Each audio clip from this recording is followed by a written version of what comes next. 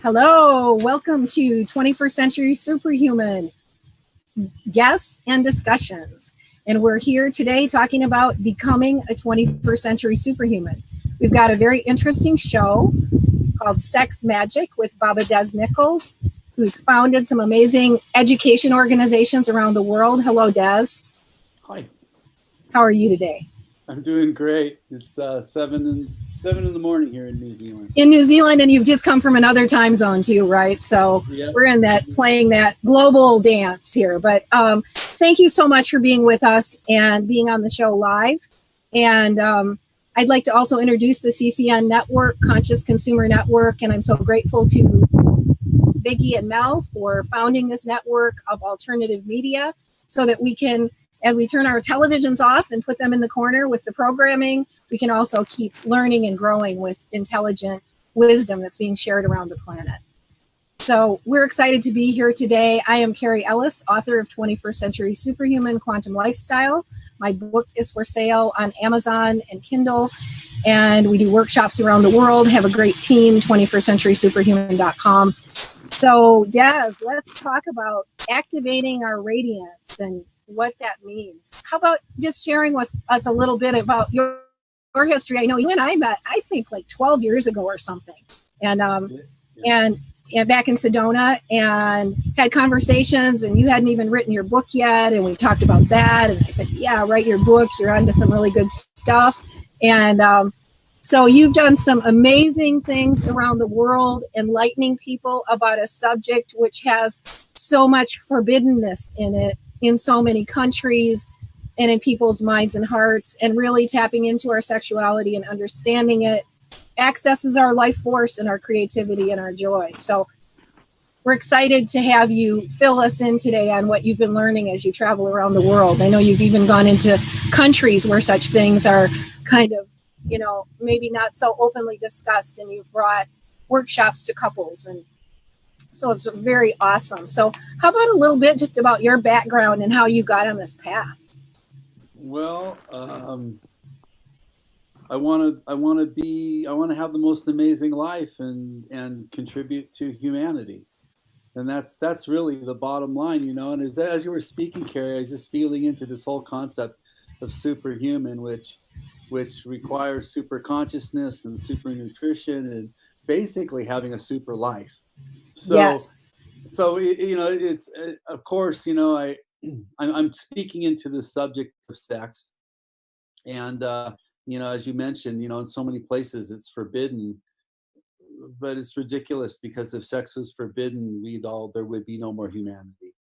So you know, that's the basic line, and what I'm really wanting to bring attention to is what is the nature of a healthy sexuality.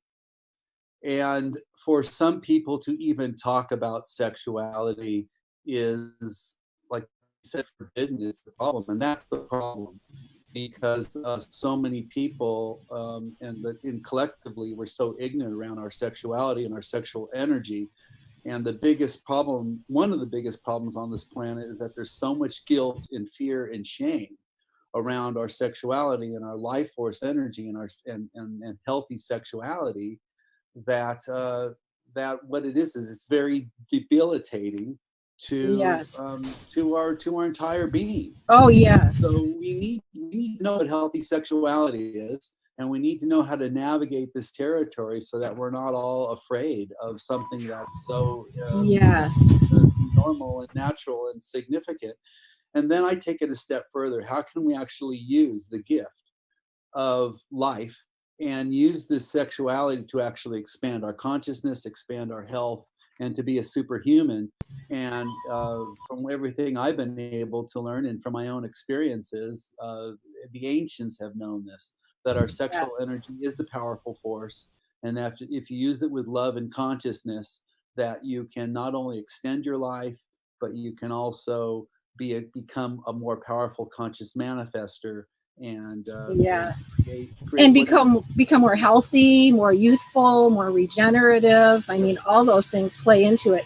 So how did you get on this path? I mean, what started you out going, I want to teach people about sexuality? Yeah, well, you know, what I noticed as a small child growing up is that there was a lot of love and joy in my reality, but there was also so much pain and suffering. Pain and suffering in my, pain and suffering. There was some amount of pain and suffering in my family, in my community, and in the world in general. I mean, just the wars and fear and people being hurt and in so many different ways. And so I was. So to just interrupt you a second, yeah. You, like many of us who came in with this energy of awakening, bringing awakening into this culture, we came in as very sensitive children, and we could feel what was going on in the world around us. You grew up in the U.S., right? Yeah, I grew up in Santa Monica, West Los Angeles. So basically a comfortable country in a good part of the world, and yet you still had this sensitivity to what was going on in the world that wasn't right and didn't feel good and didn't feel kind and loving. Sure, and I guess what I'm saying is I didn't have to look far. I mean, relatively, I was blessed, and we have a lot of things on the material plane, and somewhat on the spiritual plane, and I mean, it is what it is. And I know that in other places on the planet, people have a lot more challenges in a lot of different ways. But also, we had our own challenges in my part of the world that I grew up in. And so, the thing is, what as human beings, what we're looking at is how can we improve the quality of our lives for our family and the people we love and for everyone. And that's really the bottom line. How can we live a better, healthier, happier life? And so how did you get from that into teaching about sexuality? Well, because a lot of the issues around war and fear and competition and all these things, they're all rooted in this issue around sexuality. That they're deep core issues that because I started addressing different things. I studied psychology and I studied human nature and sociology and why is there war? Why is there greed? Why are all these things happening? And what I kept coming back to is it comes back to a sexual wound. Nice. Very interesting that you came up with that. And as a 21st century superhuman, based on my book, what I would say is we've shut ourselves off from love and from expressing love. And as even the movie, What the Bleep showed with the biochemistry, had all these great little cartoons about how our cell receptors are really designed to take in the positive hormones of love, which are like oxytocin, dopamine, all these great things. And then we end up replacing those with rage and fear. And rage and fear has basically run our culture for thousands of years.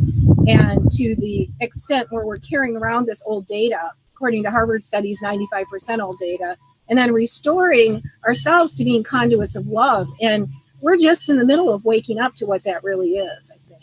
Well, if we're not able to receive the love that our neurology, our nervous systems are looking for, then what happens is we start to go into stress, and we start to go into survival. Nice. All sorts of other chemistry starts happening, which short circuits our ability to be in our ease and be in our love. So I believe that is who we are as human beings, is that we are evolving into extraordinary beings of love and consciousness. And what we're creating is we're basically here to create heaven on earth. Yes. We're here to live that, and we're learning how to do that. And we've been evolving for thousands of years. And for the sake of whether you call it great spirit or God or life force energy or whatever it is, that's what we're learning how to do. We're learning how to evolve into that place. And so, we're having our growing pains and our challenges as humanity. But the bottom line is, like they said in What the Bleep, and what we discovered is that our thoughts and our emotions are powerful, and that we can actually create what it is, that matter will respond to our thoughts and emotions. And so if matter responds to our thoughts and emotions, then how do we have a healthy emotional body, and how do we use our thoughts and our emotions to actually manifest what it is we want? And yes. The part that they missed in What the Bleep that I feel that they really didn't go into enough depth in, is that one of the most powerful things we share as human beings, as far as an emotional energy that actually goes out into manifestation, is the energy that's created when you're in a very connected, conscious, ecstatic state of being, which is typically what happens for most people. Most people have peak experiences and extraordinary, if you see what happens in the brain, if you see what's happening in the brain during sex, it's quite phenomenal. And so how do we not only use sex to access this intense brain function, but also to develop that capacity? So we actually, if we're not accessing our sexuality and using it in a conscious, healthy way, then we're not actually accessing an opportunity to expand the power of not only our emotional body, but our brains, which is what we need to be conscious manifestors to shift our reality. That is beautiful. That's awesome. And, I'd like to say, toss out, you're talking about we're here to create heaven on earth. And I teach some from the ancient Aramaic. And in Aramaic, the word heaven meant the community of love right here and now. It didn't mean someplace you're going when you die. And and us remembering to come out of this slave species mentality and awaken ourselves to these magnificent beings that we are, is this journey that we're on. And I would like to say that your, do you say it ISTA? Your group ISTA? The International School of Temple Arts, yes. So you founded that. And when I see the pictures of you guys all gathering together, I always think, God, I've got to make it to one of their conferences, because everybody looks joyful. And you know what? I think there's something in our hearts that craves that kind of joy. And in a lot of ways in the culture we're surrounded by, we don't even know how to find it. And it's by accessing the truth of ourselves. And obviously you've found that the path of sexuality and getting in touch with our sexuality opens us up to that. So how did you, I know you got these ideas and you began to realize how powerful sexuality was for people to wake up and be in joy and be healthy. And then did you write your book first or found ISTA first? Well, it was a whole progression of things. I mean, it started 35 years ago now, back in the 80s, when I was living in Hawaii. I was studying different forms of shamanism, Huna, Native American forms of shamanism. I also discovered the Tantric path and worked with some teachers there. And then, so there was many things happening in many realms. The other thing that I did was I kind of disconnected from the culture I grew up in Southern California. And in Hawaii, I had an experience of doing things that most people don't do in modern culture, which is growing your own food, living on the land, jumping in the ocean every day. So I really became quite connected with the environment and the earth, and a very intimate connection with being able to gain my nourishment directly from the land. I think a lot of kids think that food comes from the supermarket. They don't realize all that's involved in bringing sustenance to our being. So for me, there was a big coming home to what it really means to be human and have a very intimate relationship with everything in life, the cycles of life. I was living out there and off the grid, very disconnected from modern culture. It takes you right back down to the simple building blocks of what it means to be a human on earth, witnessing birth, witnessing death, and the life cycles of everything. So, there was a lot of lessons for me there. And then around that time in my early 20s, I started having some really powerful experiences, meeting different women in my life and having extraordinary experiences making love. And I realized that, hey, there's something to this. There's something there. Yes, it's procreation. Yes, we can create babies this way.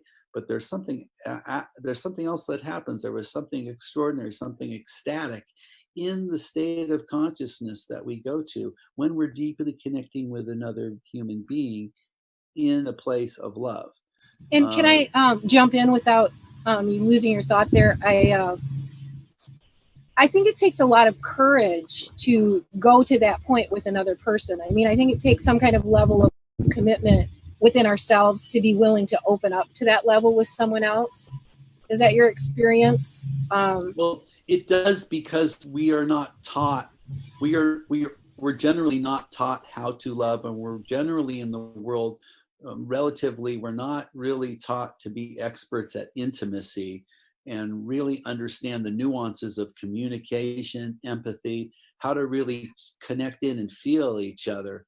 And I think this again is one of those areas where relationship and communication is another aspect of what it is that creates pain and suffering and separation on the planet.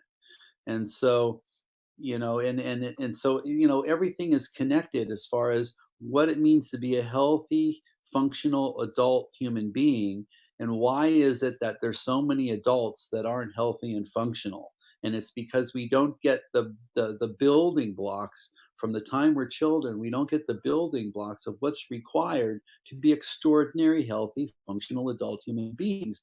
And the shame of that, the shame of not getting what we need to be healthy, functional adults, is so strong that people would rather go into delusion and not feel it. And then they go into control and power and trying to do all these other things that basically create pain and suffering, because they're not willing to feel their own disconnectedness from what it means to be a healthy, functional adult. And the ego just hates that. It's like, here you are 40, 50 years old, and you're a powerful, person, or you think you're a powerful person, and you're really not all that happy in your life. But what the bottom line is, hey, the reason why you're not happy, and the reason why you're not the reason why we're not manifesting heaven on earth, or really a lot of joy and love in our lives, and there's so much fear and stuff, is because we weren't taught how to do that. And so now we've got to feel our own situation, that we're actually have something that needs addressing, and that we weren't taught how to love, we weren't taught how to communicate well, and neither were our parents and our parents' parents. And so there's all this generational shame of being dysfunctional as a human being. So we have to admit that first, so that we can actually take the steps we need to take, so that we can actually learn how to be functional human beings. It's not all the fear and shame that keeps us from being healthy, functional human beings. That's beautiful. And I think that is a really common dilemma. And I'm sure you see people coming for that kind of self-healing in your workshops that you're doing. Well, that's the whole thing. I mean, what we're doing is we're taking people on a guided experience to give them all the pieces that they never got. And the pieces start coming from the time we're conceived. So if we're conceived with consciousness and love, see, this is what healthy sexuality is about. It's not about just two people getting together, having these desires, these animal desires, and rubbing their genitals together and then making a baby. I mean, that's it on an animal level. But if we actually take it to a conscious level, then what happens is we're actually coming together with a human being. We're actually in love, calling another human being in through our bodies, and we're actually birthing the next generation. And so what does it mean to bring consciousness to that act? To really bring consciousness, love, and a deep connection, so that when we're getting pregnant, we can actually feel another being coming into us. We can feel life coming through us. And it's a prayer for humanity to continue to evolve in an extraordinary way. And so if we have all this stuff about, here we are coming together with another human being to make love, and all we're thinking about is how frustrated we are, how horny we are. Am I going to perform okay? Does she like me? Does he like me? Blah, blah, blah, blah, blah, blah, blah, blah, all this stuff. And there's, and anything, anything other than, I am creating a being. I'm going to bring as much love and consciousness into this act as possible with my beloved. And I'm calling in the next extraordinary generation. Not, am I going to come too fast? Or, is he going to feel good? Or is she going to, all the chatter is, and that's what we're born into. Rather than our love being a prayer, we're born into all this crazy, oh my God, I'm making love. Is it a sin? Is it bad? Right. Oh my God, I don't even know what I'm doing because I'm so ignorant about my own physiology. I don't even know how to make love well. Right. You know, I don't even know how to bring pleasure to a woman. I don't even know how to bring pleasure to a man. I don't even know how to, you know, it's like we just don't know how to make love consciously. Right. So we've got, and that's what a child is born into, and that's the starting point of our neurological development in our mother's wombs. You know, and then just to complete this, Cary, we take it another step, and then what's happening is what's happening in our mother's nervous system as we're developing in the womb. How much ease and power and love is flowing through her body, and how much fear and how much shame and how much confusion and how much anxiety and how much tension is, you know, so what's happening in our mother's neurology? Then we're born into the world. What's our birth experience like? You know, was it an orgasmic, wonderful, blessed birth, or was there a lot of pain and suffering and shame around birth? You know, and then we have our first formative years in life. And what's our experience? How much love are we met with? How much tenderness? What are the messages we're getting from our father and the men in our life and our mothers? And what kind of nurturing is there? And so it all goes on to where if you're living in a culture and in a world where there isn't a lot of extraordinary experiences, then you grow up with your nervous system going, oh my God, I'm here, I'm a being of love, I'm coming onto this planet, and what am I met with? Guilt, fear, shame, confusion, stress, you know, of being hurt, of not being loved, of being abandoned, of being killed, or, you know, whatever. It's just, it's insane. Yes. Yes. And so you're dispelling these myths of insanity that have been carried on for thousands of years around the globe. Suppression, religious systems, you know, saying all that stuff bad, and just, you know, the shame, the guilt. And as you said, beautiful. I love the way you tell the story. And you have, I know that you've gained such a knowledge of this, and I just have a great respect of the journey that you've been on and what you're teaching in the world. It's just like, I really honor your path, and thank you for doing this work.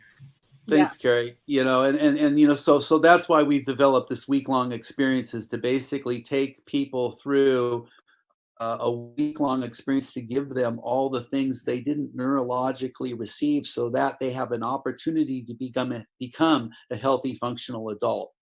And basically, this event, that's a week-long event, is something that I feel every 15 or 16-year-old in the world needs to do to make sure they have all their I's dotted and T's crossed. Wow. So that they go, okay, now I've gotten everything I need so that I can actually have a chance to be a healthy, functional adult. Yes. And how to navigate relationships and emotions and all this stuff in a healthy way. The new earth education that's carrying us into the golden age. Yes, bring it on. That's great. Yes, please. God, we need it. Are you guys getting young people in your programs, or? Oh yeah, we have a whole scholarship program for anyone under 21, for anyone under 25. I mean, that's when you really need this stuff, when you start really stepping into your adulthood. And most people don't get it till they're, you know, in their 20s, 30s, 40s, 50s, 60s. We have people of all ages coming in. So and it's never too late to learn how to be Dez, hold on one second, because you're phasing out a little bit. If you can just turn your video off 1 second, it'll just give the bandwidth down in that lower left. It'll just give the bandwidth a rest a second. If you can't, it's okay. I think, there you go. And now just come on back on. It just seems to, in some of, it'll just let the bandwidth kind of catch up, because we want to hear what you're saying. That's good. Okay. So it seems like what you're doing, I mean, I still want to go back to the story you were telling where you're in Hawaii and you started having these amazing sexual experiences, and that began to awaken you to something that you wanted to kind of carry forward, and then maybe interweave that with the way these courses have emerged. And when you teach a course, when you guys teach a course, and I know you have groups of, there's so much to tell here in this story, but you have groups that are trained as dakas and dakinis, who are people who are teachers of this kind of training, correct? Yes. And they, do you feel people come to your classes and maybe go through a grieving and a letting go process, and then an awakening process? all of that. You know, it's well, there's several things. One is the first event is called the Spiritual Sexual Shamanic Experience, and that's for everybody. That's for everybody to do. Like I said, it's for every 15-year-old in the world to attend. Unfortunately, it doesn't happen because we discuss sexual issues and there's different sexual practices. So yeah, which is very important to being an adult human being. So, you know, in a lot So of it would countries, have to be a really awake parent who would let their well, teenager attend. it would, and generally, depending on the country, some countries the legal age of consent is 18, some it's 16, a few it's 14. So we have to comply with the laws of the land, so to speak, because we want to honor where we're at as a culture, even though it needs to be evolved. We want to stay within the parameters of what's okay for people, and you know, so we're working with adults. Although there are programs also for children to teach them about their bodies and healthy sexuality and healthy, being a healthy functional child, you know. So there are those programs as well. But in this particular experience, you know, we're wanting to support young adults and old adults and basically adults to be adults. So that's kind of the age parameter there, but it's really for everyone. The second event is called the level 2, and it's called the Spiritual Sexual Shamanic Initiation Experience. And in that experience, the first one is you get a taste of what it means to be a healthy, functional adult living in love. The second one is, how do I take this really deep and anchor it all the way in my being? The third one is, how do I hold point? The level 3 is how it's called seed. How do we hold point to actually invite others to live in love and power and freedom and be superhuman beings? And then there's also a training called the practitioner training, which is actually teaching people how to be hands-on educators and healers in the community, and learn the temple arts like the priestesses and priests of old that taught the temple arts and administered to people. So you're really reviving even some ancient teachings, which is very cool. We talk about how ancient teachings in 21st Century Superhuman, we talk about how ancient teachings are merging with quantum physics and these fields of light we're moving into, and they're really awakening us to things that we, you know, has been here all along, but has kind of gotten lost in the shuffle a little bit. Are you there? You're frozen up. No, I am. No, I'm just not moving, but I'm noticing how beautiful where you are. What a beautiful setting. It is. Thank you. I'm in a friend's yard, and it's a very mystical, magical, pristine, like little organic place here. So I'm very gorgeous. Well, you know, New Zealand's really beautiful, but it's actually quite early in the sun. It's just starting to get light outside. So well, maybe we'll do another show sometime and you can be outdoors, because this is such important material. And I think there's so much, we won't be able to cover everything in 2 hours. I'd like to ask you just really quick as we go down this path. I had the privilege of attending some Tantra classes with Sharon and Kenneth Malden, who are friends of yours, and wonderful people, and with a partner that I was with for a period of time out in Colorado. And I wonder how, I mean, do you call what you do Tantra, or are there tantric teachings and then your teachings? And then I know there's the whole Tao thing, which is and Tantra even includes some non-orgasmic sex. And so what's the ebb and flow of this with what you guys are doing? Well, it's interesting because, you know, I used to teach Tantra because it's a system of living from India. But really what we're doing is something that's from so many other cultures as well, and involving neuroscience and health and nutrition and everything, that what we're doing is why we call the event, it's spiritual, it's sexual, and it's shamanic. Okay, so it's all of those things, because all of those things that are part of what in the ancient teachings and the esoteric teachings, those are all the experiences we need to have as human beings to become extraordinary human beings. So there are initiations. There's spiritual initiations, there are sexual initiations, and there are shamanic initiations. that all extraordinary human beings throughout times have gone through. And, you know, when we talk about, you know, the Christ and Muhammad and Buddha and all, you know, and Mother Teresa and, you know, just about any extraordinary human being, they've all had initiatory experiences in all of these realms, you know. And I say even Mother Teresa because what's really important is that whether you walk a path of celibacy, healthy sexual celibacy, or whether you walk a path of monogamy, or whether you have one lover, or whether you have many lovers, it doesn't really matter. If you're loving yourself or loving many, what matters is that you're in love. And that's the bottom line. So, you know, on this path, we all have a different soul journey. We all have a different calling. And there's no right or wrong way to live, to eat, to love. What's important is that we follow our truth. And so we support people how to really get to know who they are, what their truth is, and what they're here to do. Because healthy sexuality doesn't mean you have sex with other people even. It could, but you have a healthy sexuality with yourself first, then you have a healthy sexuality with someone else or others. So, you know, there's, like I said, there's so much confusion around this aspect of being. And the same thing with our spiritual experiences. It's like, how do we have a healthy connection with Great Spirit, with God? How do we become our own, have our own God connection without having to go through an intermediary or someone to tell us what God wants or what Spirit wants, that we can actually feel into the truth of divine and have our own divine connection, have our own sexual autonomy and power, and then also to understand the shamanic world of energy and communication and nature that is so much of being a human being.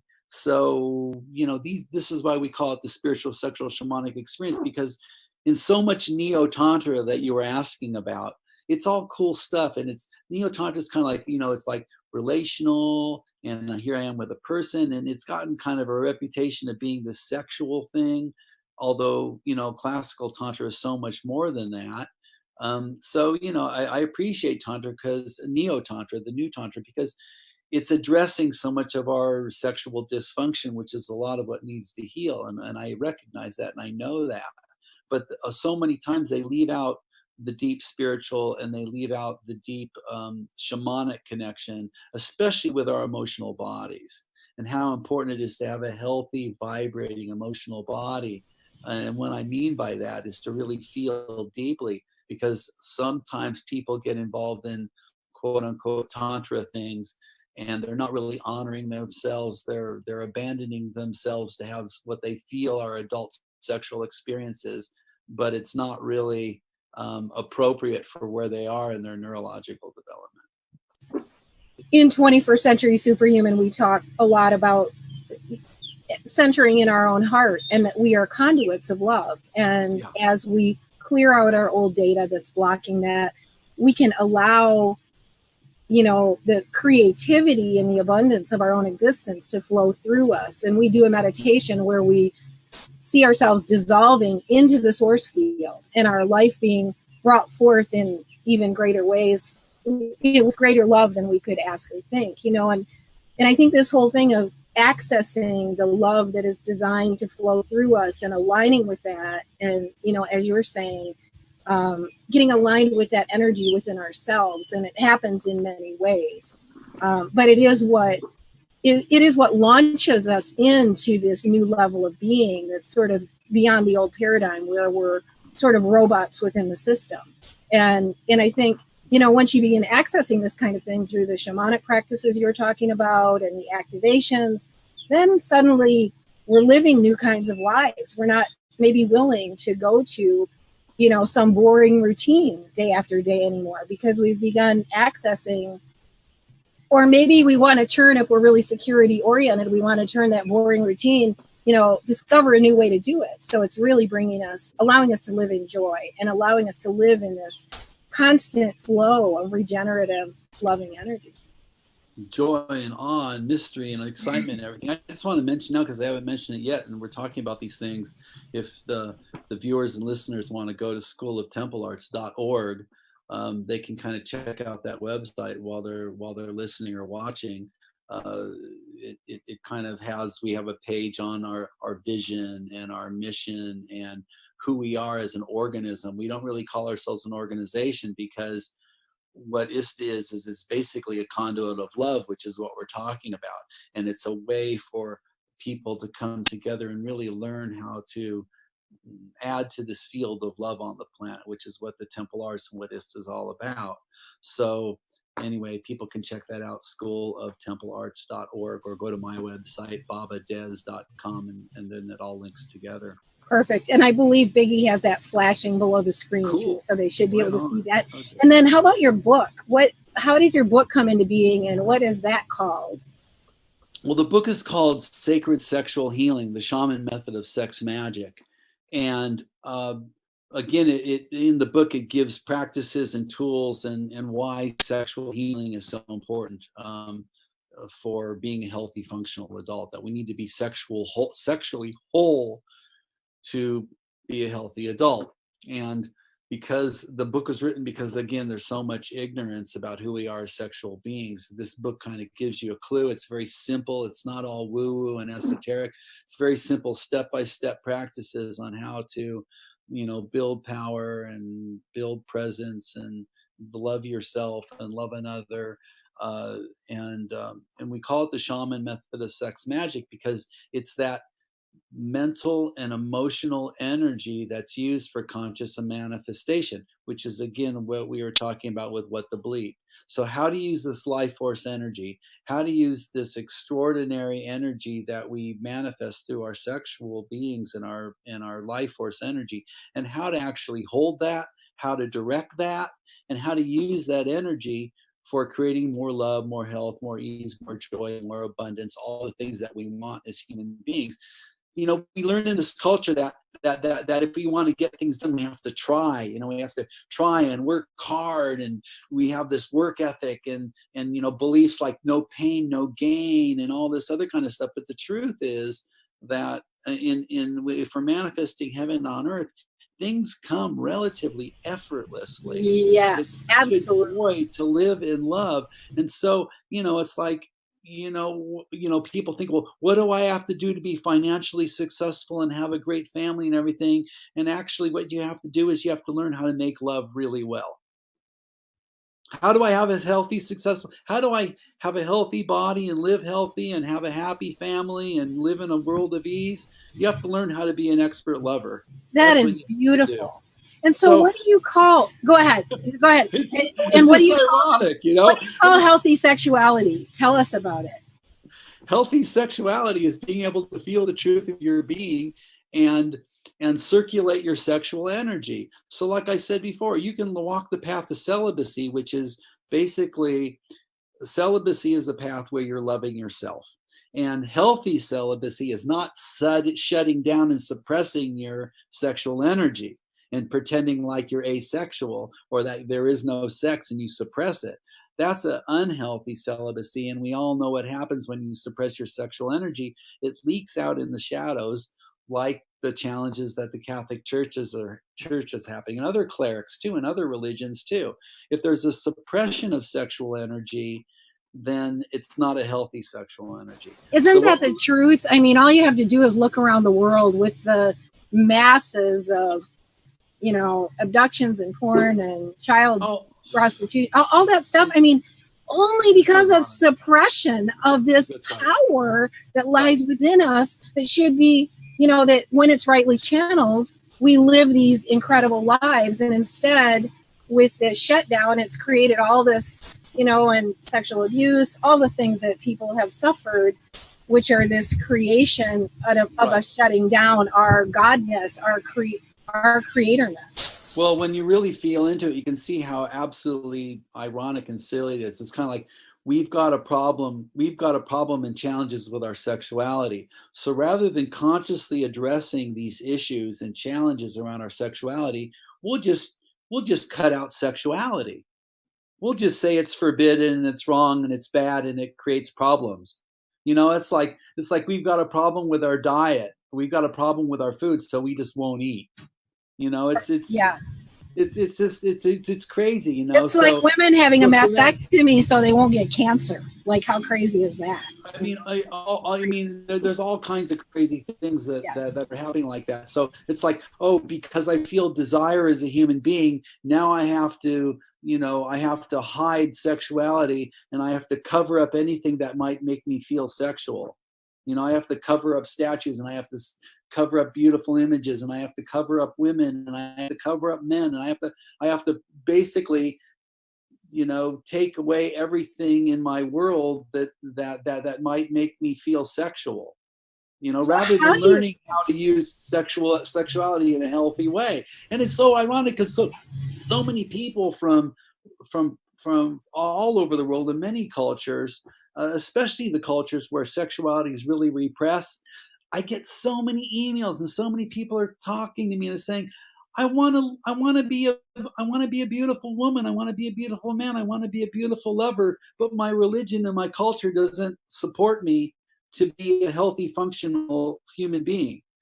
And it's like, what the heck is going on, you know? And it's like, and I'm even afraid to go teach people how to be healthy sexual human beings in those countries, because there's people that, you know, the bottom line is, if you are an empowered, healthy, sexual human being, you are a threat to political control.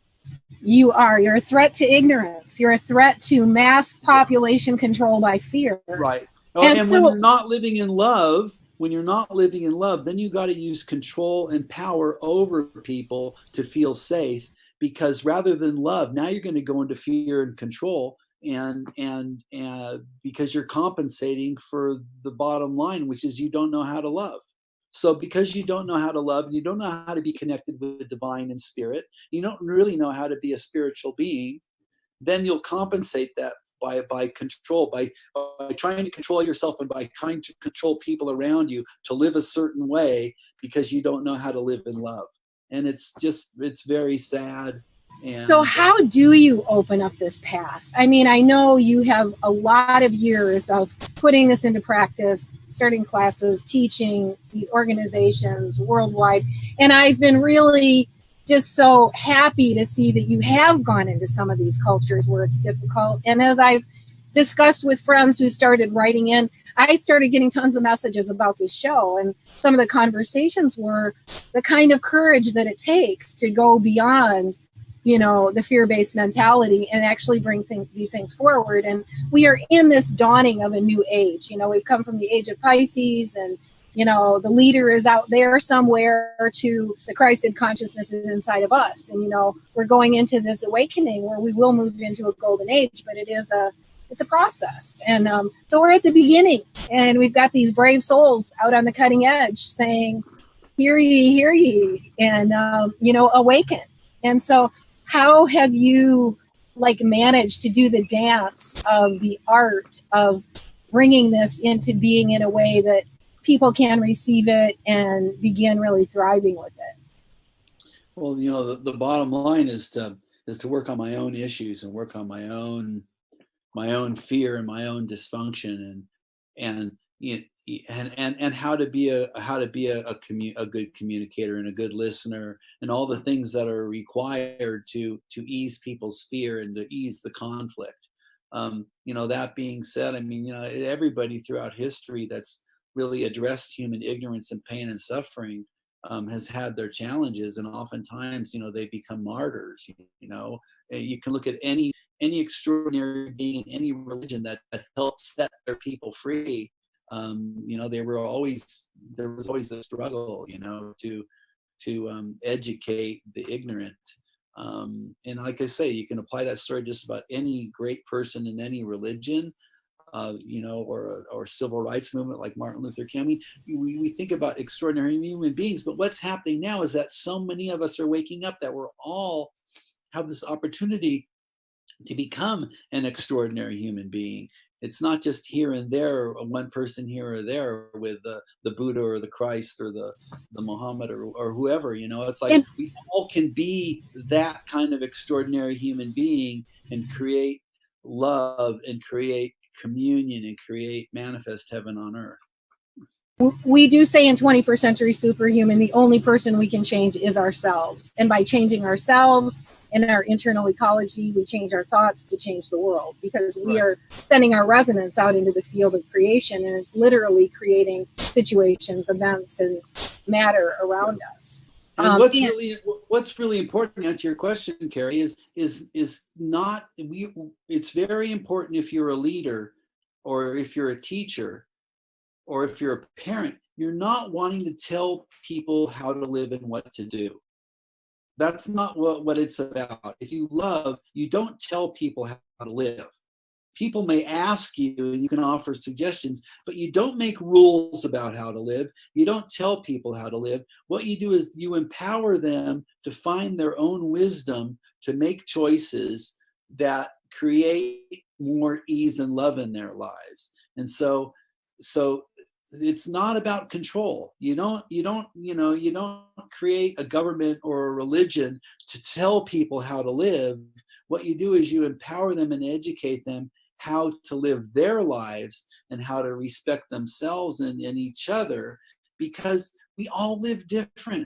We all have different choices. We all like different foods. We all have different ways to love. We all have, the shape of our hearts are all different. And so nobody can tell anybody else how to live and how to love and how to eat and how to do anything in life. All we can do is just support people to be good to themselves and each other and make choices that are true. That's why we say, in ISTA, whether you're walking the celibate path or the monogamous, having one lover or many lovers, it really doesn't matter. The thing is that you're loving, that you're conscious, that you're creating more ease and joy and harmony in your life. And there's so many ways to do that. And if you're not a whole human being in love in yourself, then you start trying to control other people to tell them how to live, because if someone's different than you, then it becomes a threat to you. Whereas if you're a healthy, functional adult, Des, go ahead and pop your video off just 1 second. You're phasing in and out, and this is great stuff you're talking about. So just pop it off a second. Yep. And then back on, just give the bandwidth a little breather, and we should be good. So yeah, and what you're talking about is fabulous. I totally. Thanks. So yeah, it's this place where if we're really finding our own, we're supporting each other, and we're finding our own autonomy, and we're living true to ourselves. If you're not living true to yourself, it's going to create pain and suffering in your own being. So we're wanting people to learn how to honor themselves, and that means that we're all going to live differently. It's all going to look differently, but the bottom line is it's all going to feel really great. It's all going to feel beautiful, because we're all living the unique expression of love manifesting through us. And so how we love and how we eat and how we pray and how we work, of course it's going to be different, because because that's the nature of humanity. So again, our difference isn't a threat. Our difference is actually really beautiful. And really, when we learn to live that way, it's really the greatest power in the universe. It is expressing the greatest power in the universe, and it has the greatest ability to implement change in our own lives and other people's lives. Yay. Yeah. So I know besides the book, you also made a movie, right? Yeah, there's the book, there's the movie, there's a couple of TV shows that were done. And are those accessible at your website? And is your book available on Amazon or? Yeah, the book's available on Amazon. Also, there's links from my Facebook page and from the International School of Temple Arts page and my own website, babadez.com. So there's links to the book. The movie is also available on Amazon, I believe. You can download it on iTunes. It's available as a DVD with extra footage and interviews as well. The movie project was a trip. I started out with the movie just wanting to do a 20-minute documentary on sexual healing, and the filmmakers started collecting all this footage, and they were so fascinated by this whole subject of healthy sexuality and sex magic and using our sexual energy for conscious manifestation, that they ended up wanting to make a full-length documentary. I think I lost you. No, I'm still here. I was just looking to see where the lawnmower was that I keep hearing behind me. Like, is he going to go away pretty soon? Anyway, cool. Continue, because Okay, so anyway, the movie turned out to be this documentary, and it was the filmmakers kind of took the project over and turned it into an hour and 20-minute film, and it was kind of weird because I didn't have the financing and the wherewithal to create that kind of a film or a documentary. But they are filmmakers, and they were really inspired, and so they took the project on themselves. Which meant I kind of lost control of the project being mine, and so they got there to tell their story about what I do and a slice of my life, which was quite challenging because they don't always paint me in the best light. But I think the movie, it's called Sex Magic. I think it's a good movie. It gets people thinking and feeling. It addresses a lot of important issues. Yeah, I saw it. I thought it was pretty educational. I thought it was neat. Okay, cool. And your parents are in it kind of commenting on, what they think of your life and all of that. I mean, we've kind of got to live with this whole thing of our families, our communities, getting used to what we're doing when we're living out on the edge of human thought. And, and it just deepens ourselves. It deepens our ability to love, to relate in a more clear and true way, I think, if that's our path. It shows some of my challenges relationally, and just how deeply we feel about love and the people we care about. And I think the movie kind of shows where I was really dealing and addressing with another level of my own evolution around my own abandonment issues. And it's kind of raw and real and transparent. And so I think it's good. I think I think if you're somebody like yourself out on the front lines, that really, you're kind of exposing yourself. You're willing to say, people always say to me, God, Cary, you're just putting yourself out there. You tell us about your life and what's going on. And, I think people learn from it, because we're not here to say, hey, I'm the one that has the answers or I'm better than you. We're just here to say, I'm on a journey, and I'm on my own journey of awakening, and I'm going to share it because hopefully maybe you'll get some cool ideas from me sharing my journey. And again, I think it takes a certain element of courage to expose your life and the inner workings of your heart and soul at that level, what your journey's been about, but it's really our greatest teaching as well. Well, I feel like, just with the evolution of our spirituality and the evolution of flip your video off a second. We're losing you. I want to hear what you're saying. Go ahead. Just talk a minute with it off and tell this next phase. There we go. How's that? Okay, good. Go ahead. Okay, there could be more people jumping on the internet here too. So that could be slowing down the bandwidth a little bit. But I guess what I was going to share about was I forgot.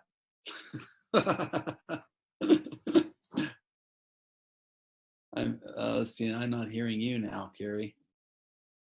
Because I muted. So it's about the thing about sharing our own inner journey, and there's something so great that I loved getting to hear about, kind of like the guts and glue of some of what you were going through in your life. It just taught me a lot. And, I consider you a brother on the path. I consider you a way shower. And, I've learned from your work, and gratefully so. And, but, part of that learning comes from you having exposed yourself to, to people being able to see a little bit in the inside story, whether it was told perfectly or not, that's just all there is our perceptions. But yeah. Well, that reminds me of what I was going to say. I feel like we're coming to a new model where, teachers and educators and people that are showing up with something to share, like myself or whatever, we're kind of getting away from the old guru model where, the truth is, yes, we're all divine beings, and gurus are extraordinary beings, but just the whole model of putting somebody up like that. It's a whole devotional path, and I understand the psychology and the reason behind it. But the thing is, you know, we're all gurus, and we're learning how to share power. And so it's a whole different kind of structure where, rather than it being hierarchical and top down, where, you know, the guru and then there's all the followers, I feel like we all need to kind of take responsibility and kind of share power and stand together and realize that the charge of life moves through us all. And I feel like that model is kind of becoming more and more outdated for most people.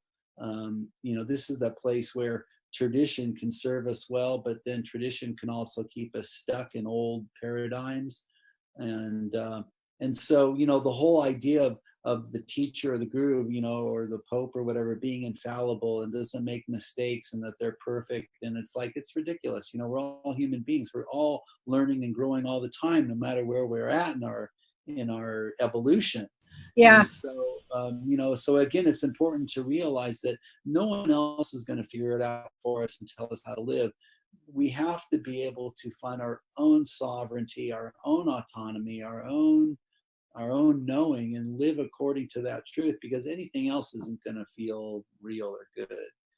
So again, you know, the whole self-importance of being on top, or the self-rejection of being on the bottom, it's part of what we need to learn how to navigate and how to grow through.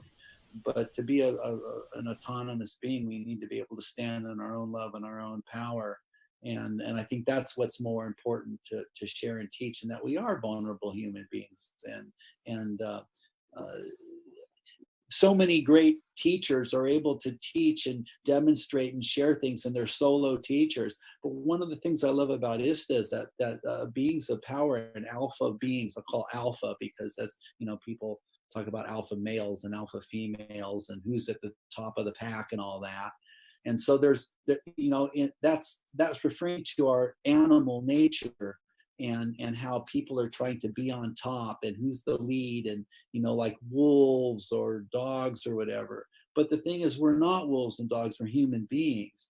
And even though we have an animal nature, it's important to realize that because I'm a conscious being, I can actually share power with other alpha human beings. And actually, I want to support everybody to be an alpha human being. But because we're alpha human beings, we're not in competition, we're in synergy, we're in cooperation to support each other to live in extraordinary lives. And that's the difference between us and animals, you know. Gene Houston says the new guru is GURU. Yeah. And I love that. You know, we each are an emerging God being, or, yes, you know, creator being, and here to be a divine presence on this planet. So that's, and it's important not to it's also important not to forget our animal nature. Yeah, because that's true too. Bring consciousness to that. It's like, if our survival is threatened, we go back into that root chakra, or that base concern of survival. And that's where our animals will keep us alive. So I don't want to forget that I'm an animal, but I also want to remember that I'm a conscious being. And so that way we can you know, we can appreciate our animal natures and not let it run us, and go and pretend like there's limited resources. I mean, you know, we're dealing with this stuff all the time, you know, women in competition with each other, men in competition with each other, women and men in competition with each other. It's like, how do we address these issues and drop that whole story so that we can be extraordinary human beings? I love that, Des. So let's come back, kind of circle around to kind of some of the ways that you open up. You know, I think people are kind of curious coming to this show, you know, like the mysteries of our sexuality, or how we begin accessing and waking up to other levels of that. Is there any, and I know you're the people that ISTA trains, Dakas and Dakinis, maybe a little bit about what that is all about. Educators. It's kind of two different subjects, but yeah, anyway. Well, you know, I think the core of it is this.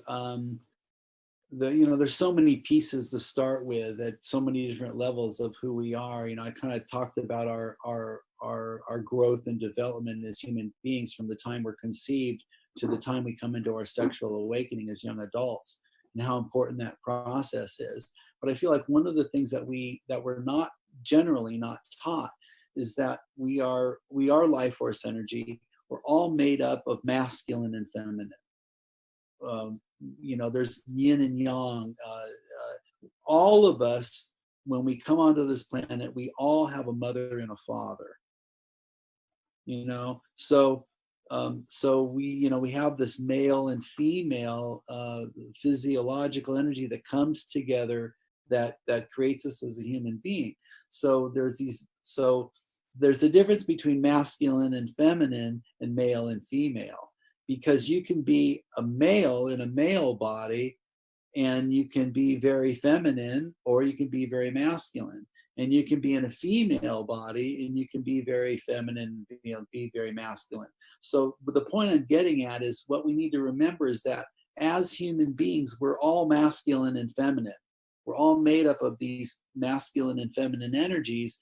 And how do we own those energies, understand those energies, and bring them together inside of us so that we're actually a whole functional adult?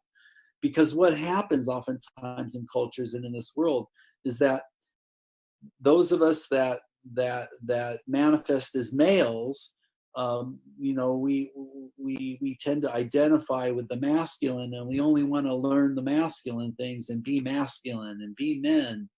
And those who manifest as females go the other way. We want to learn how to be the feminine things and be women and be feminine and all that kind of stuff, which is great. But the truth is that we're both. We all have masculine and feminine. And I think so many people are confused because there's women, there's people in female bodies, and they don't feel all the way feminine all the time. They oftentimes feel really masculine, and the same thing with men. They're in male bodies, but they don't feel masculine all the time. They feel feminine too, and that's because it's the truth. We're masculine and feminine. It's not that confusing. But how do we take these polarities in our beings and actually bring them together, because they're actually part of a whole? And you can't be a whole human being if you're all masculine or all feminine. Because there's an integration that needs to happen, and it's part of who we are. So that's one of the teachings, and it's more than just the information around that. It's actually having the experience. Dez, can you turn your video off a second and just talk for 2 or 3 minutes with your video off? Because this train of thought is great. We're kind of phasing in and out here, and we want to hear what you're saying. Thank you. I'm wondering if I can turn the router off, the wireless off, so that, because I plugged in because I wanted to have a good connection, and I'm wondering if I can just turn off the thing that well, maybe not, I don't know. Anyway, yeah, your plug is good. It's all bandwidth. No, right? Yeah, that sounds a lot better right now. So okay, so yeah, with the video off, it can help. So should I just continue? We're really in and out. Okay, so you can edit in some pictures and some video footage. I don't know. I'm wondering if we should maybe just have you come back on and maybe call it close to the show and then just say we'll be continuing on today. You're starting to break up yourself now. Yeah, I think we should just call a close to the show. Come on back on your video. Let's say well, wow, yeah, it's really breaking up. It is breaking up. So let's just say we'll do maybe a few weeks. We'll do a show. What do you think?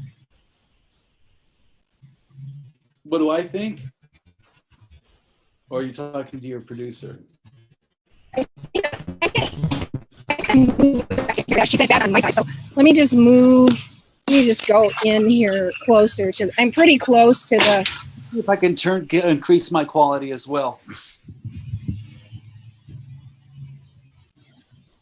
Actually, sorry about this.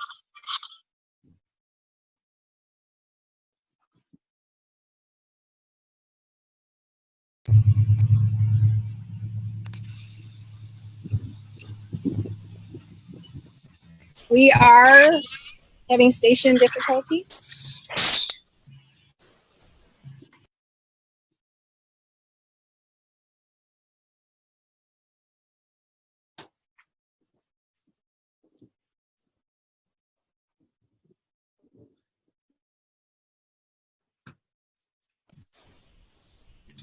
Are you there? I'm back. Well, actually, that's a little better. So maybe we're okay. Let's try it. What was our train of thought here? Well, we were talking about... I'm getting feedback, but yeah, go ahead, get your headset back in, and that'll get rid of the feedback. There we go. Yeah, we were talking about just some details around who we are as human beings and our masculine and feminine energy. Well, let me see. I'm not getting audio. Yeah, there we go. I had asked, how other, what are some of your thoughts about how you start helping people activate their sexuality at new levels, through the programs and. Yeah, so I was talking about masculine and feminine energy, more understanding who we are as human beings, and to deal with some of the confusion around identity. I mean, today there's so many issues around gender identity and people getting sex changes and transsexuals and cisexuals, and there's all this gender identity challenges. It's not just simple like men and women, and that's because people feel just because we're in a man's body or a woman's body doesn't necessarily mean that we're going to feel like stereotypical ideas of what it means to be a human being. And again, it comes back to that same issue. It's like we're all unique and we all express differently. We're all human beings, but we all express differently. And so that's why, people are different all the time, and I kind of like the analogy that one of my feet is masculine, the other one's feminine, and sometimes one foot is more forward than the other, and it's okay. It's actually quite beautiful. And at times as human beings, it's important for us to maybe take more masculine energies forward, and at times it's to take more feminine energies forward, because it's what love wants. So it kind of dissipates the confusion. And what are the qualities of the most extraordinary men and women that we know, and how do we integrate all those beautiful qualities into our lives? So yeah, it's an interesting subject. Yeah. One of the things that it brings to mind to me is just because we talk about this a lot on this this network. Many of us are talking about it in the communities of people I know around the world, which is just that we're coming out of this old corporate culture that's, the 1% have been siphoning off of, most of humanity for quite a long time. So much is built into the advertising industry, and what we're taught is acceptable, and why you should have a certain hairstyle, and why your breast should be a certain size, or why your, penis should be a certain size, or why your hair should be a certain style, or why you should wear makeup, or why you should drive a certain car, and then that gives your, you a certain presence in the world, or why you gotta have the hat, you gotta, all the little things that supposedly define you as being okay or successful or part of something. And I think a lot of that is confused. I think the whole sexuality issue, even a lot of it is confused. That's even confused in there, because I have a lot of, I call them my goddess sisters, and we relate with each other. We share with each other, our fears, our joys, how we're cultivating our beauty, how we're accessing who we really are. And I think authenticity is a huge word for me. I think, being able to get in touch with who we are outside of this programmed conditioning that we're supposed to look a certain way. I grew up in the day when they were saying, all the ads said blondes have more fun. What happened to, somebody like me who had dark hair, and I come from a, genetic culture that people have darker hair. So, and it was this you know, I mean, just the insanity of that kind of programming that has, you know, put into us shame or disgust about who we are, and then wanting to change ourselves so that we'll be lovable. And well, I think, yeah, it's all that stuff, you know, and again, it feeds on that fear and that separation. And you know, the you know, you mentioned corporations. I just want to say that part of what happens and what we're dealing with, I mean, before it was corporations, it was religions and empires.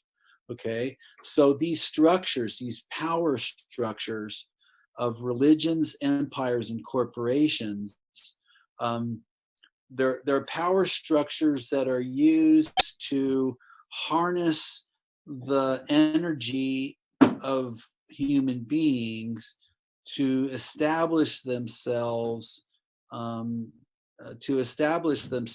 their own perpetuity. Okay, so the interesting thing is that's why we call ISTA not an organization, because you know, empires, religions, and corporations are organizations, and we want to create a new model of what we call an organism, because it's alive and it's changing and it's evolving. And no, what we're doing here, no one's really running it. Like, I don't run ISTA. Nobody runs ISTA. Technology is supporting a whole new way where we have this website that anybody can access, and anybody can become a facilitator, anybody can become an educator, anybody can become an organizer for this work. And it's not hierarchical. No one's calling the shots. There are people making decisions that are event organizers. There are people that are making decisions that are facilitators. But you know, if you're gifted and love is calling you, you can be an organizer or a facilitator. And there's no like director. You know, I'm not, you know, I founded it, but and there's a lot of other people that have a lot of founding energy in this thing that we're creating. But it's a whole new thing that humanity's ready to experience. And I feel that what we're doing is we're actually creating a new model for how to come together and how to work together and how to cooperate and synergize. That's going to be a whole new way of being able to do business and government and everything else.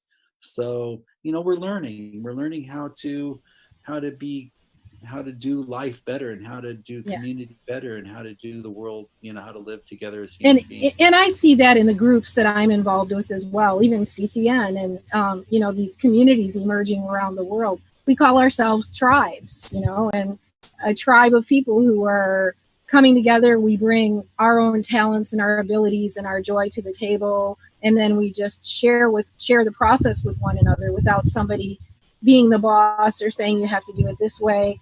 And I think that is an outer expression of this inner freedom that we're also accessing, to be authentically who we are, to say what we really want to do and create in the moment, instead of, oh, I have to do what some arbitrary person out there said I had to do to be successful. It's a new model, you know. Again, it's not power over, it's power within, and how do we share power rather than control each other and have power over each other.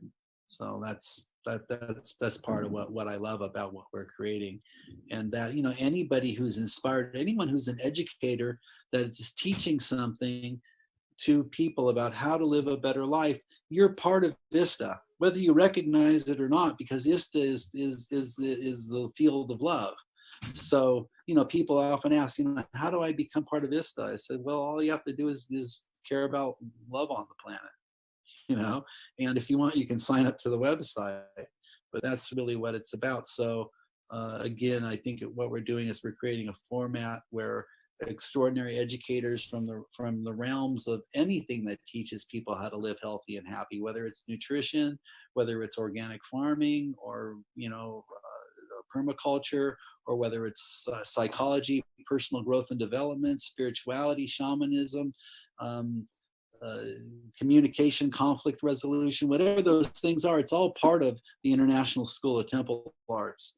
And being able to network with others and co-create with others and share power and you know, teach all these different things around being a healthy human being.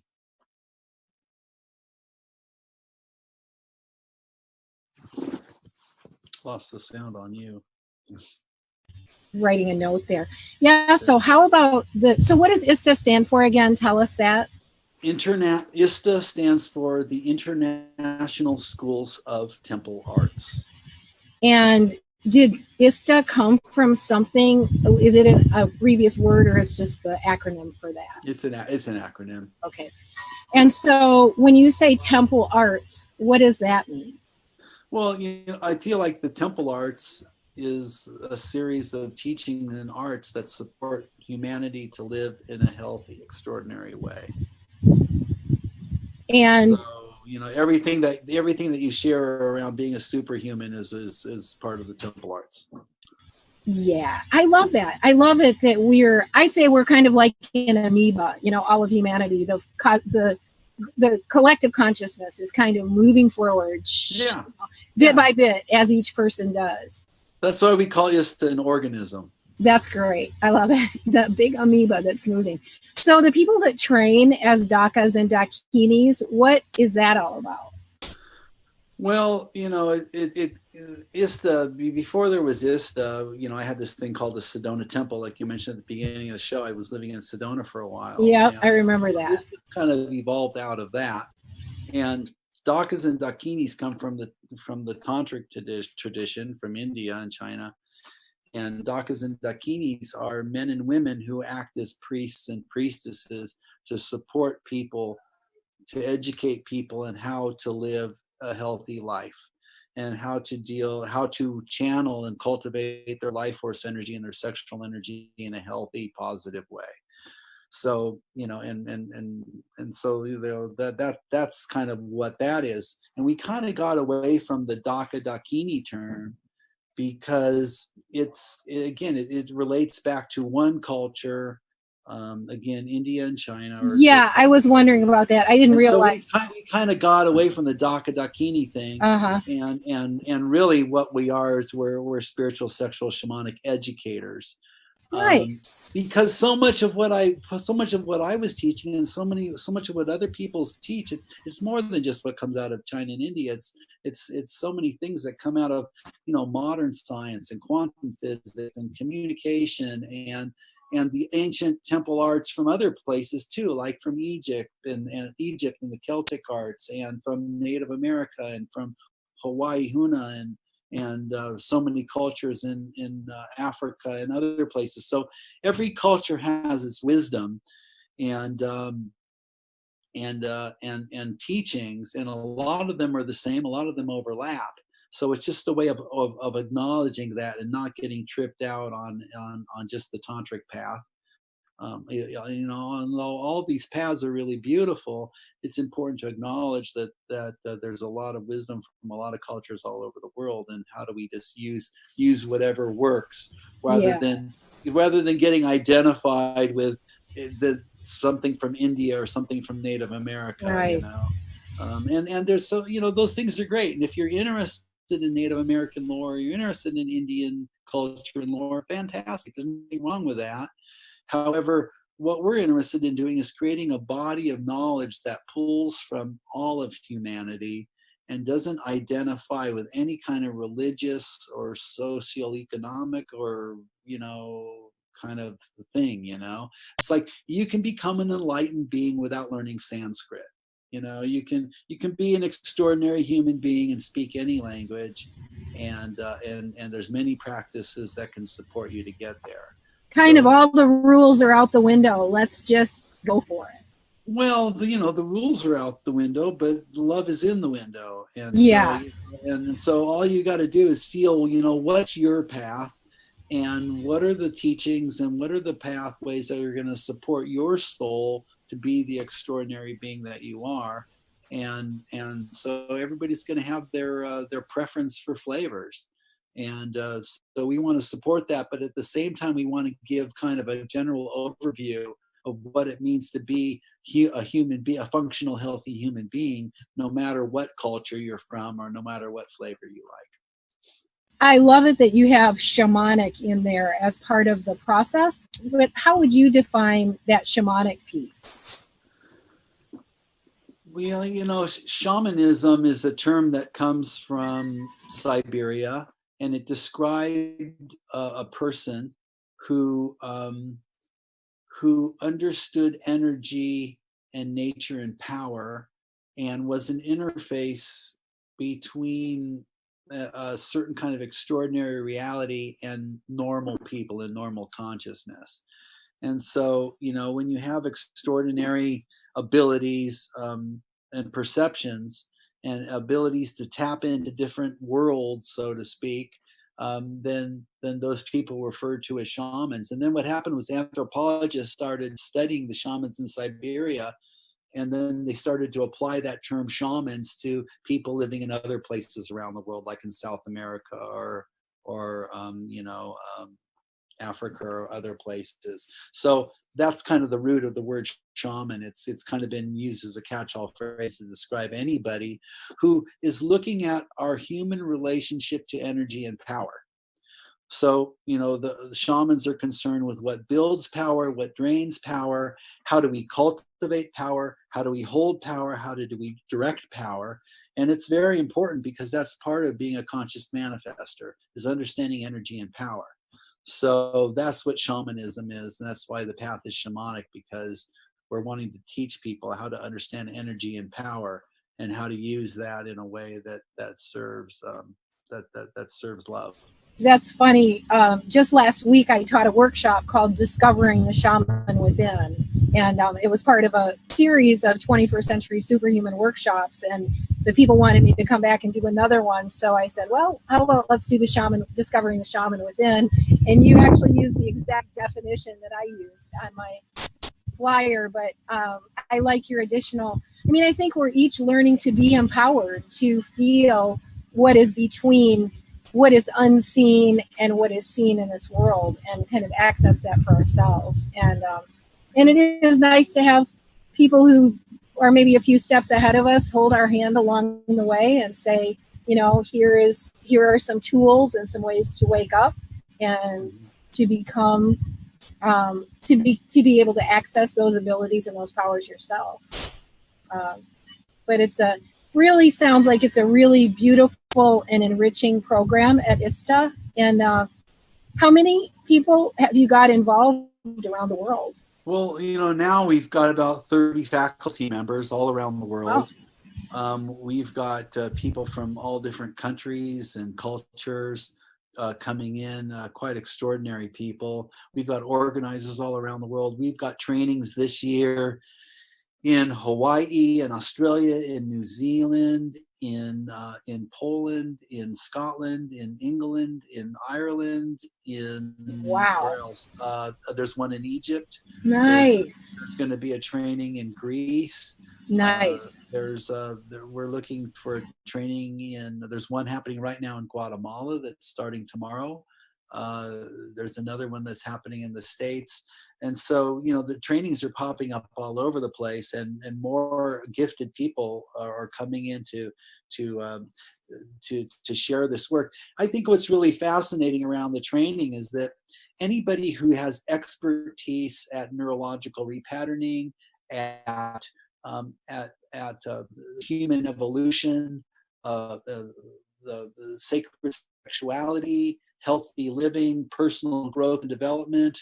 I mean, what we've done is we've created a week-long immersion experience that transforms people. Okay, so there's a lot of different immersion experiences around. You know, we all know about the EST work, and we know about there's a bunch of different programs. We could probably list a whole bunch of them where people are delivered into a container. And what it does is it gives them experiences and information that basically change their lives. So what we've done, and there is nothing like those. I always say there's nothing like those immersion programs. I mean, you really walk in. Great. I used to run a wheatgrass center. I've run programs and workshops for years, sure. And it does. You walk into that, and you really leave a different person. Sure. And so what I want to share about this immersion experience is that it was designed and built by myself and other people who have done just about every immersion experience under the sun. And so what we call it the ultimate immersion experience, because we don't leave anything out. It's spiritual, sexual, shamanic, you know, we deal with the mind, we deal with the emotions, we deal with the sexuality, we deal with everything in this experience, and we don't leave anything out. And the other thing is, it's not static, it continues to evolve. You know, it's evolving all the time, and this group of people, we keep evolving it, and that's our whole mission, is to create the most extraordinary week-long immersion experience to transform humanity and support the shift of consciousness on the planet. So anybody who's doing any kind of personal growth work, motivational work, spiritual work, shamanic work, you know, all these things, if they attend this week-long experience, out the other side and just go, whoa, what you're doing is extraordinary. This is really amazing. This is really fun. I want to play. I want to do it. And what we say is, great, bring your skills, bring your tools, and in fact, support us to evolve it. You know, because nobody owns it. There's no higher, you know, it's a nonprofit organism that we've created, and we're all evolving it together. And again, it's not about adding to someone's empire and creating something that's mine. This is something that's really serving humanity. So we're getting more and more extraordinary educators involved and organizers involved, because they're realizing what we're doing here, and they're supporting to evolve the program and become a part of the program, because it's just so much fun. It's so much fun to share power with, you know, there's always 3 facilitators at any training, and we come together in different configurations, working with whoever we want, and we're co-creating this amazing experience that people are just blown away, you know. And so we're going from having 15 to 20 people to having 50 to 100 people now, and it's really starting to catch on. That is super cool. I know, it works, you know, and it's fun. And you know, I can't wait for the training where you know, like if somebody like Tony Robbins or you know, I can't think of some, you know, some of the David Dita and some other really great educators that are kind of known more. I would love for them to see what we're doing, because they just go, holy shit, you guys, this is really freaking cool, you know. They would realize already that, you know, they're doing so much of what we're doing already, and so there's a lot of overlap. But what's always fascinating is these extraordinary educators, they come into the program and they go, oh my God, there's pieces that I realized that I could incorporate into what I'm doing. And so what we're saying is, take anything you want. There's no confidentiality. We just want everybody to get everything they can from this, and do it on your own if you want. But what we found is it's more fun to do it together, and it's more fun to evolve it together, you know? So that's the beautiful thing about what we're doing in the International Schools of Temple Arts. And who knows, maybe there'll be an ISTA level 1 training, and it'll be co-facilitated with Tony Robbins one day. Oh, that would be fun. He's really on a spiritual path these days. He's an awesome dude, you know. I mean, I haven't met him, but I can tell, you know, there's so many awesome individuals out there, and I'm getting introduced to them all the time. There's a, you know, Wayne Braden, or, you know, the Greg Braden. There's so many amazing. I can't think of, you know, the list goes on. And what's exciting is there's actually a whole lot of new people that are coming into the field, the young adults, you know, that are in their 20s, that are just like extraordinary human beings. That are passionate, delivering a message. Oh yeah. And so what we're saying to them is, hey, come plug in. We'll take you all around the world. We've got organizers everywhere. And not only can you bring your energy and teach and inspire so many people, but then there's people that are in their 40s and 50s and 60s that can support and mentor you to become even more extraordinary than you already are. Nice. So again, well, we're working together. You're getting me enthusiastic and committed to getting to one of those programs one of these days when I can fit it into my crazy schedule. But I've been telling you for years, Cary, come check it out. How can I not have made it yet? But you know what? There's going to be one in Colorado. I'm not in Colorado. I'm nowhere near Colorado. I'm pretty global. I know, but you used to be, and I heard that. I just heard a rumor that there's going to be one in July or August in Colorado. Where? Probably Boulder or something, I would guess. So yeah, in Boulder. Yeah. So you know, it's just like this is so beautiful, because it seems like it's this kind of amalgamation of people coalescing and just deepening this experience of how we access the love that we are, how we express the love that we are, how we express our creator beingness and our abundance, and just learning together how to deepen that. And I know personally there's, you know, I mean, some of the greatest fun I've ever had in my life is the times I've been with people at programs and gone through that deepening. So, yeah, have you got somebody joining you there? Well, I was hoping that might be someone coming in. We'll see. But not yet. Okay.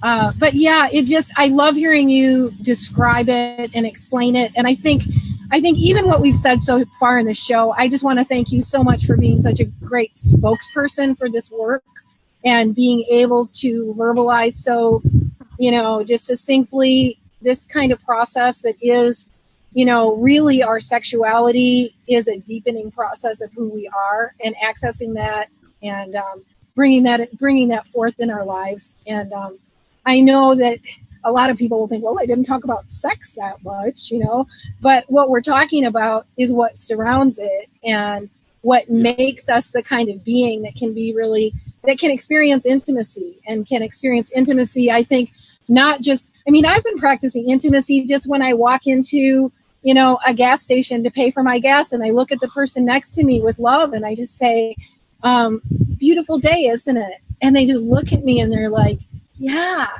And, you know, to just be that love every single place we go because we've accessed it within ourselves, I think it's the beginning of being able to access our own sexual energy or express it and share it with someone else. Yeah. It isn't just about, like you said, it's not just about genital stuff. It's about this entire ability to offer and merge our being with someone else. See, this is the thing, you know, it's like you mentioned going into the gas station or whatever. It's not just about commerce. It's about love. And it's not just about sex. It's actually about love. And it's not just about, you know, the bottom line is it's really all about love. And so what happens is, you know, people are, like I said, people contact me from all over the world, especially a lot of repressed cultures, and where there's a lot of confusion around sexuality, and they've got problems with rape and all kinds of other things. And it's like they're going, hey, you know, help me sort this out, you know, and so there's this whole idea that you know, sex is this thing, but it's part of love. And it's important, like eating is part of love, like family is part of love, you know? And so the sexual piece is especially charged because people desire it so much. I mean, sexuality is part of our animal nature to survive and procreate and continue the species. So it's important that way. Sexuality is part of how we express love. It's part of how we share consciousness. It's part of how we share emotional experiences. It's such a powerful thing, and yet there's so much confusion, ignorance, and just like immaturity around having an adult conversation around sexuality, you know? And so what we're wanting to do is we're just wanting to again, grow people up so they can be functional adults and they can have, you know, people are wanting to have great relationships, but having a wonderful, healthy sexuality is part of having a great relationship. And if you're not willing to talk about it and feel into it and learn about it, you're not going to have the relationships you want. You know, you're not going to have the children you want. You're not going to have, you know, again, it's all interconnected. So it's just ironic, you know, that people would, you know, and I know I've had to deal with this for years, you know, yeah, you're the sex person or the sex of this or the sex educator, or, oh, you know, like there's something weird about it. It's like, I you know, I've had to come to terms with that because there's nothing weird about what I'm doing. What's weird is that I live in a world where people are uncomfortable and dysfunctional around their sexuality, you know? So, you know, it's you know, once again, I understand that. And again, I'm compassionate for this world and for people in this world that are dealing with all the guilt, fear, and shame around their sexuality. And I'm going to be able to make a difference by not running guilt, fear, and shame in my own being around sexuality. So that's the magic there. So a couple of questions. One is, I think because of what you just said, I'm going to ask you this one first. So what can you share with us that's the most powerful thing you've learned about yourself through this whole journey? The powerful thing I learned about myself is that I'm always changing, that I'm evolving, and that I am continuing to grow and expand and throw things out and bring new things in, and that I'm not the same person I was a moment ago. Oh my God, you just took my saying in every workshop. Everywhere I go, I say, I'm not the same person I was yesterday. I mean, that is my, and I'm aware of it every single day. But go ahead. So we keep reinventing ourselves. And Yeah. I think that's probably the most amazing, important thing that I've learned about myself and being a human being and other human beings is that, we can change all the time, and we do change all the time. And we can make extraordinary changes, and we can take quantum leaps in our evolution, in our consciousness, in our love, in our embodiment, that everything can change so radically, so quickly. And the important thing is to learn how to navigate that territory and take advantage of the opportunities to live life to its fullest. Yes, absolutely. Here. I'm with you on that one.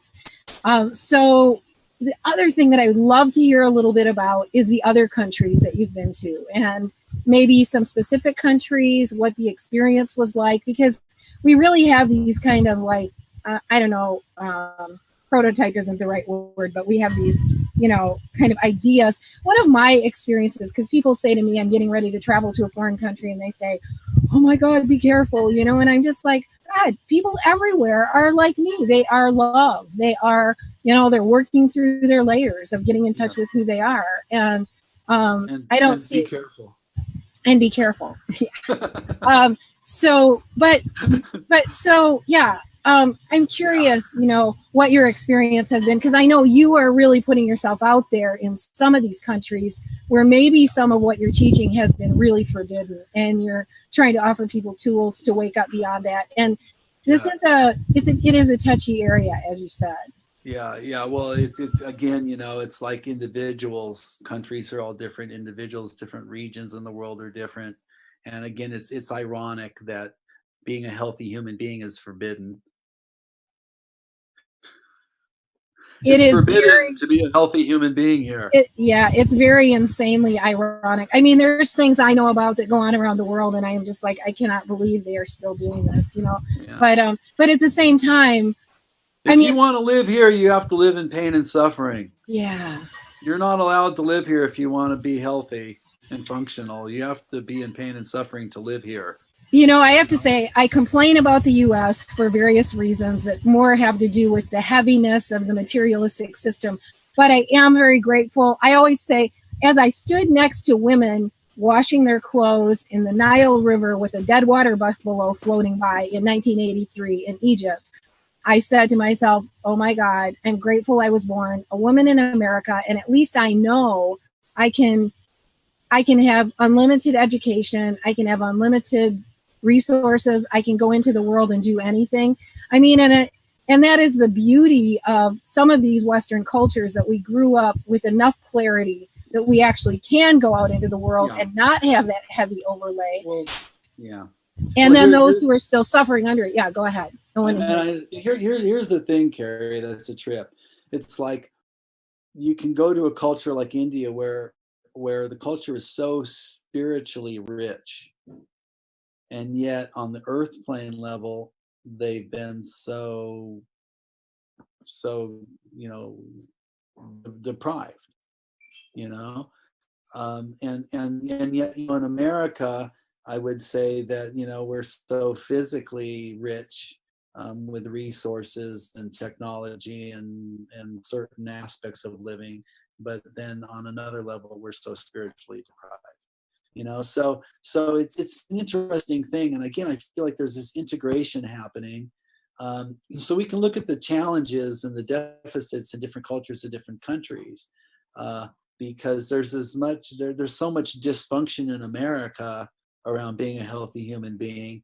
and there's so much dysfunction in India. So, you know, I mean, we can compare and contrast and all that. So I guess in answer to your question, different regions, different countries, different places have their own unique challenges around different issues and situations and topics. We may have someone joining us. Yes. Okay. Anyway, there's a knock, but no one's coming in. Okay. So, you know, every country is different. Every country has its challenges. Some more on the physical plane, some more on the spiritual planes, some more on the energetic plane. And so it's like, again, how do we do our dance, keep ourselves safe? So when I'm teaching in countries where there's a lot of guilt, fear, and shame around being a healthy human being, and the power structures are wanting to keep people suppressed so that they can be controlled and manipulated, I got to watch my ass, you know, and either don't go there, or if I go there, keep my mouth shut, and have be very discerning about who I have conversations with. I remember you doing kind of a global tour about a year ago, I think, and watching you like report from different countries. And then I remember when you landed in Hawaii, and you went, it's good to be back. But anyway, you know. But anyway, yeah, tell us a little. I'm grateful. I'm grateful for the countries where there are freedoms, freedom of speech and freedom of religious expression, and where there's freedom for men and women, and there isn't the kind of control and fear and the putting away and the, you know, I've been to countries where I'm walking down the street at night and there's no women out. You know, there's no women in the clubs. It's all guys. Mm-hmm. You know. And it's like, is that healthy? Is that integrated? There's something not right with this picture. Yeah, there's something weird about this. And all the guys are like, you know, it's like they're all like, oh my God, you know, it's like we're, you know, they're all really dysfunctional, relational and sexually, you know. And you know, and so there's all this, you know, they're when it comes to relationships and sexuality, they're just super immature. Just super immature. That's the best way I can put it, you know. And my heart just goes out. I feel so sorry because they're lovely. They're lovely men, you know, and yet they, you know, they keep the women all hidden away for, you know, I mean, there's a whole psychology, there's a whole reason for it, and you know, it can be framed as very honoring, and then it can be framed as very dishonoring, you know. Right. So to wrap a human being up and cover their face and put them in dark robes, you know, like somehow that, I mean, it can be seen as very honoring and very respectful, and then it can be seen as totally disrespectful, you know. So you can paint it in different ways, and I'm not interested in making a judgment on anybody's choices and anybody's culture. That's not what this is about. But I am interested in making sure that every human being has the choice to live the way they want to live, and whether they want to walk around naked or whether they want to walk around in a tent is really, you know, up to them. You know, I know that's kind of radical, but I, for one, as a human being, it's like the only reason why I would wear clothes when it's hot is because I wouldn't. Because the culture's out of respect to the cultural system around you, right? Well, I'm gonna comply, but the only reason why I would wear clothes is because I need protection. Right.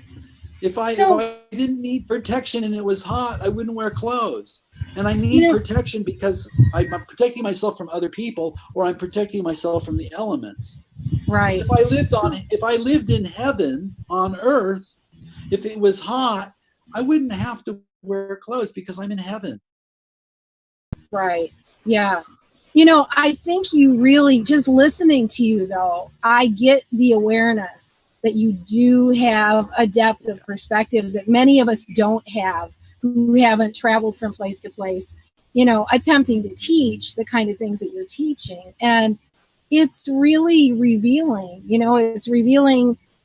I mean, I just ask myself, okay, so we breathe and smile. We release our own fear, our anger, our rage, our hatred, our despair, and we enter into love, and we start holding a vibration in the world that is the only way we're gonna bridge these cultural differences. And that's the teaching of 21st Century Superhuman. I know it's what you get as well. Well, And yeah. We have to speak into the listening. We have to speak into the culture. We have to meet them in a way where they can hear us and they feel safe and they feel heard and they feel loved. And so, that's why wherever we're teaching the training, we have to adapt it to that culture, and we have to yeah, bring them along one step at a time. I get people that are just all in the world, especially in repressed cultures, that are saying, "Oh my God, please, we need your help. Please come here. Please come here." And I said, "Well, I'd like to come there, but I'm afraid if I do, I'll get killed." And so it's like, "Well, can you come? Can you travel?" "No, I can't travel." I said, "Well, get my book, download it online. Perhaps we'll come at some point in time, when we're sponsored there, and we can have an organizer there, and it feels good and it feels safe." But it's sad. It's sad that. How about putting your training into maybe a closed Sure. video There's online? all kinds of ways. Yeah. And again, it's like, hey, I'm willing to do it if the people show up and they're like, hey, I've got the camera, the technology, the editing, all that stuff. It's all there, and I feel like it's all coming in. That the people that have the skills and tools are going to support us to get this out there to humanity in more powerful, more better ways. Important stuff. I mean, I important stuff, and I call that in for you, and I support it. Thanks. A lot of stuff can happen in a format like this or in a video. However, Yes. there are certain things that are shared and experienced that really require human presence. Of course. And really Yeah. require a direct download. So, you'll get value out of it. But again, it's the energetic field of coming together in person with human beings. Yes. And delivering. It's like, how do you communicate the experience and deal with repatterning someone's neurological pattern, let's say with a man or woman that was never held in the safety of their father's arms. I mean, that's a core human experience for a child to be held in the safety of their father's arms. And so many human beings have never had the experience of just falling asleep and resting in the safety of their father's arms. It's just, you can't get that in a video. It's something that you have to have in a yeah. And so once an adult gets that didn't get it, it changes their whole life pattern. Right. All of a sudden, neurologically, they get a piece that they didn't have, that they've been craving since they were 1 or 2 years old or 3. Yeah. So. Yeah. I had a relationship with a guy for 6 years, and we fell asleep every night, just holding each other, like 6 years, every single night. And I'll tell you what, it was probably one of the deepest healing things for both me and him. And it was really, it's amazing when you let yourself start having these experiences. But how do you see this whole global, all these differences? How do you see it, getting upscaled to a more conscious way of being? Well, I see that it's going to happen one soul at a time, one person at a time. And that people are not going to tolerate anything other than love. They're not going to tolerate being bullied. They're not going to tolerate being controlled. And they're just going to stand up and they're going to say no more. I want to be free. I want my children to be free. I want to live in love. I want to live in safety. I want to be respected for my individuality and to live the way I want to live. And it's got to be one soul, one person at a time. And that's what we're doing. People are moving through this program. They're showing up in their love, freedom, and power. And what's happening is we're actually cultivating that, because the more people that wake up and really step into their power and start using their life force energy consciously, it shifts the collective consciousness. Yeah. And so this is this really beautiful thing that's happening. Right. Because if you're not a whole human being, you're not cultivating all the power you could have. And then because it's our love that sits on top of our power and our presence. And so if we don't have a lot of personal power, it's going to compromise the intensity of our love. and our consciousness. So, you know, I mean, it's so much of what we're doing is so foundational, and yet it's so important that our work isn't doing it out there. Our work is doing it in here. Beautiful. And when we do it in here, then it can start moving out. But I mean, there are so many amazing educators in the modern world that are really excellent. However, there's pieces they're missing that's undermining their potency and undermining their power. And it's their own egos that are keeping them from kind of asking the question, okay, what is it that I don't know that I don't know? And what can I learn from anything or anyone, you know? So I'm constantly wanting to learn more. I'm constantly open to new experiences and to the teachers in my life that can support me, because I'm a student. You know, we're all students, we're all teachers. And if there's a piece I'm missing, I want it. I don't give a shit about my ego, you know? It's like, too bad, ego. You're gonna have to, you know, let that one go, you know? That's an awesome summary that you just made. You know, one soul at a time is how we're going to change the world and within ourselves. We've got just a couple minutes left, so I just want to bring this to a close and say, I honor you as a wisdom keeper on the planet. Thank you for following your path, for following your heart, and just expressing it in the world. And I invite our listeners to listen to your own hearts, listen to your path. Come and join Dez and his team and his workshops, 21st Century Superhuman team and ours. We all are here together to serve the awakening of humanity. And we're here with gratitude in our own lives and for what we see going on the planet. So we know we're moving into a new civilization, and we're in the phases of whatever it takes to make that happen. And I have a feeling, because of these waves of light we're in, there's going to be times when everybody on the planet is just going to start looking around and going, wow, this is my brother. And it's going to be almost a supernatural experience. So I believe that is part of it too.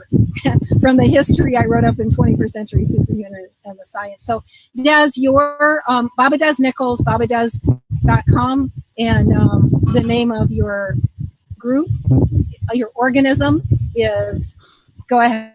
ISTA, International School of Temple Arts. And thank you very much, Cary. I appreciate you. Thank you for being who you are, and thank you for doing everything you do. I love you. You are so welcome. I love you too. I love all of our listeners. Thank you, everybody. Join us every Friday for 21st Century Superhuman and guests. And Dez, will you come back and join us again, and we'll carry on this conversation further one of these days?